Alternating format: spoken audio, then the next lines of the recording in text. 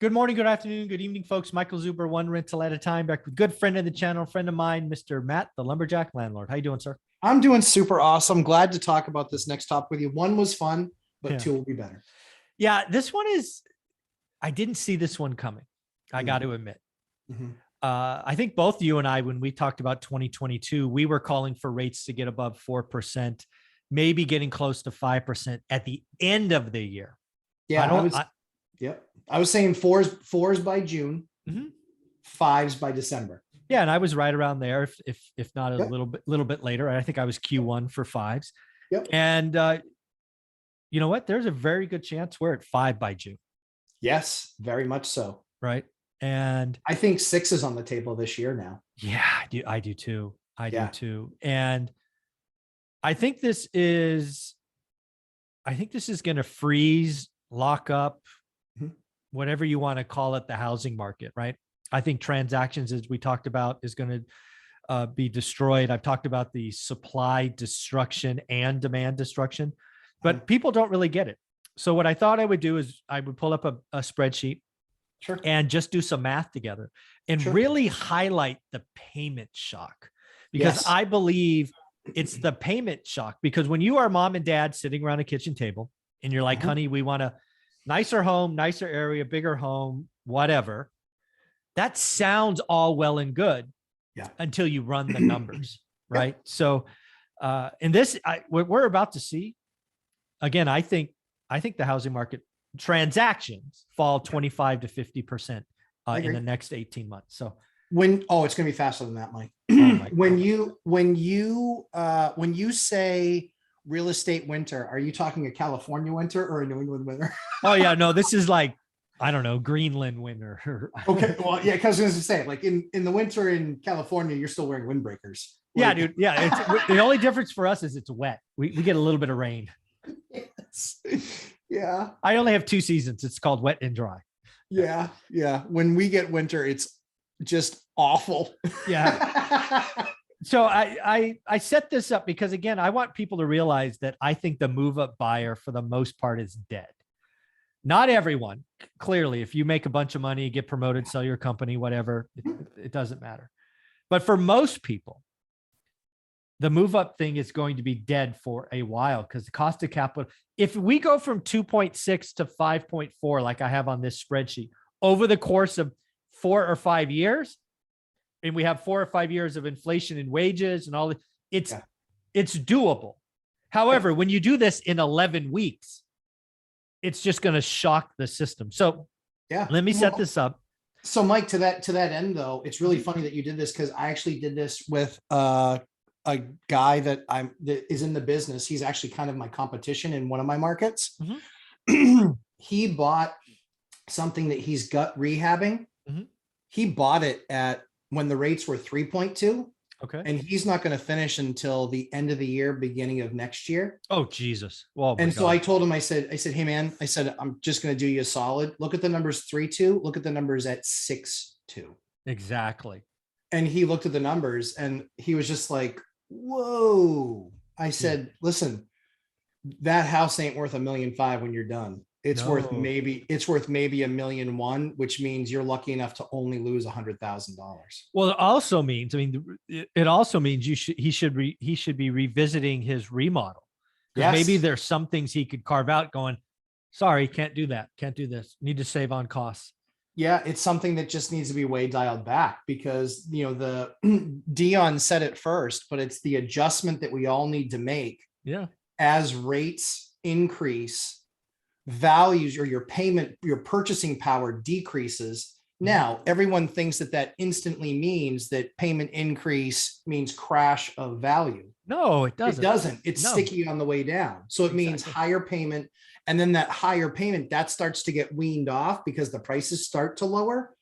But that's cyclical. You're still way down the path. So yeah, let's jump into the numbers and show people what we're really talking about. So again, I had to pick something, and these numbers are all adjustable, right? So I picked a first-time home at $200,000. I assumed you had 10% down, so you're getting a loan of 180 grand. I assumed fixed rate, and I assumed 2.6. We can adjust these anytime you want. So the payment on that home is $720. Yep. Very doable. Yep. Here's where it starts to break. Let's assume you're in that house for a little while, so you have some equity, right? Your 20 grand's now 40 grand, and you want to go look at a move up home today. Yep. So you sell this and you buy that, right? Mhm. Let's remember you have selling costs and all of that, and you want to move up. Mhm. So now same deal, right? 10%, but now rates are 5.4. And I Mhm. didn't even take them to 6. This really blows up at 6, Yeah. right? Yep. So you go from 2.6 to 5.4. Your payment almost triples. Mhm. Mom and dad sitting around the kitchen table, looking at potentially a $1,300 increase in costs, are going to say, we can do a lot with $1,300. That's right. They could say, honey, I could buy you a new car if we stay put. Right? Because this is all, yeah, you could both have a new Both car. get new cars. Yep. Yeah. So this is the kind of payment shock. And this is why I think supply is not going to be, and this is why prices don't fall. That's right.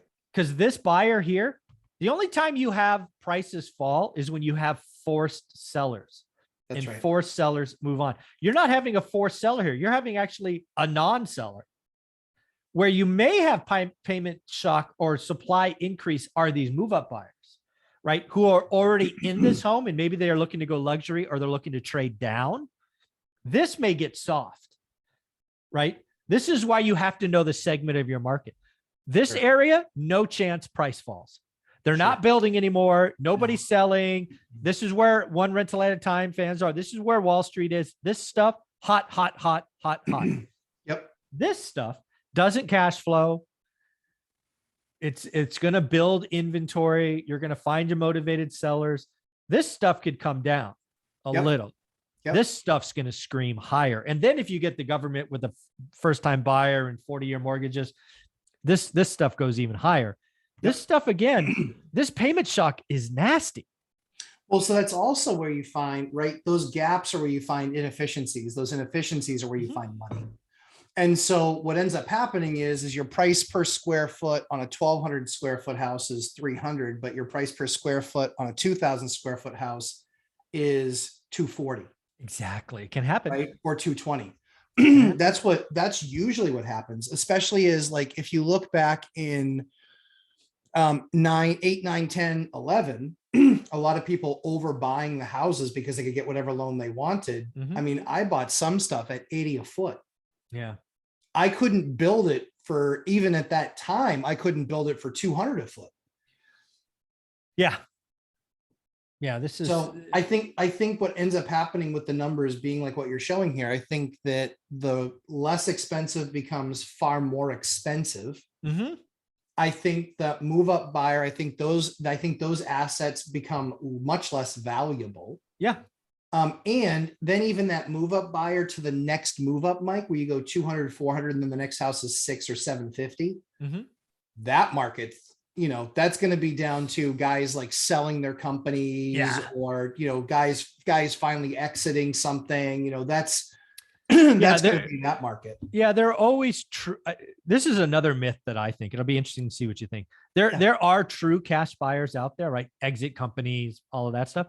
But I don't believe there's as many cash buyers as people think there are. I think a lot of it is hard money, non-QM, you know, home equity line, refi. It's just all debt. That stuff's going to turn off.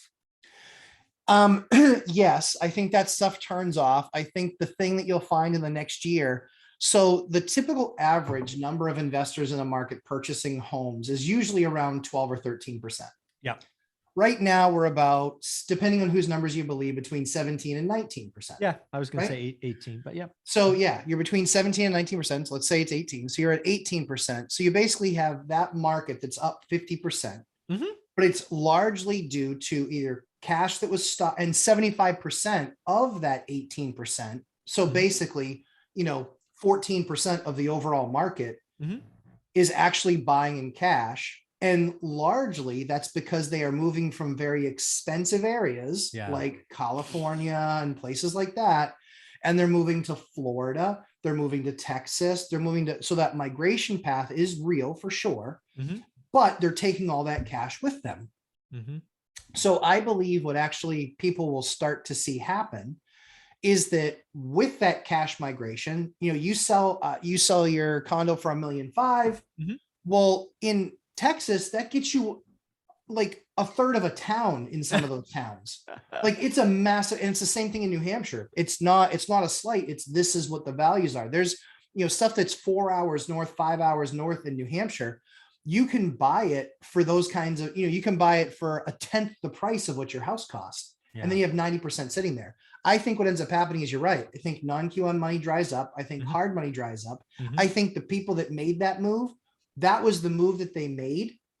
But now that money's largely dead. I think it's gone, right? It's a one-time thing. I think we go back down to that 12% number, but let's just say that that's the number. I see far too often on all these social media sites, investors are buying all the product. They're buying all the product. You're an idiot. They're not buying all the product. 82%, even now at an all-time high where investors are 18%, 82% of homes are selling to owner-occs. So I don't want to hear it. 82%. If you're complaining about 82% of a market being available to you and 18% isn't, you're just lazy and you're not doing the work. That's an easy excuse. It is. It's very easy. It's lazy. And it shows that you don't understand math because now is an all-time high. So if you're doing the work now and you actually believe that non-QM money largely goes away, or certainly to a certain degree, because Mike, who's doing loans at 8 points? Or 8.5. That's a hell. Believe I'll say it again. I would love to do loans at 8%. That means I'm making 14 or 15. Right. But I'm not seeing those yet. Well, then that's the thing is right now, those spreads aren't there. Not yet. They have to adjust. Right. Yep. Exactly. It's 8.5, but your return's still 11. Well, I don't get out of bed for 2.5 points. No, exactly.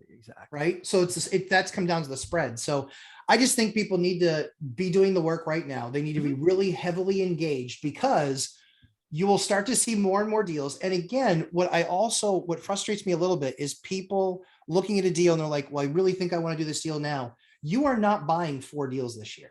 No, you're not. You're buying one. You just got to do one. Make it great. Just one. Yes. Just one. Make the one great. And then make the one you do next year great. And recognize this is just like getting married. You say yes to one, you say no to everybody else. Yep, exactly. So you're looking for that one deal that's great that you can execute on, and the rest I think is wasted time. So that's what I'd like to see, kind of the mindset shift, is people recognize non-QM money doesn't make sense at 8.5 when the returns are 11. Yeah.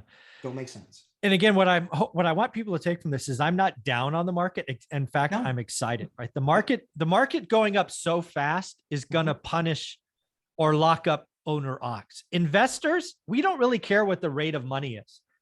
We are worried about the yield. The yield has to justify the rate, like we said earlier, right? If you're paying 8, you want 14, you don't want 9.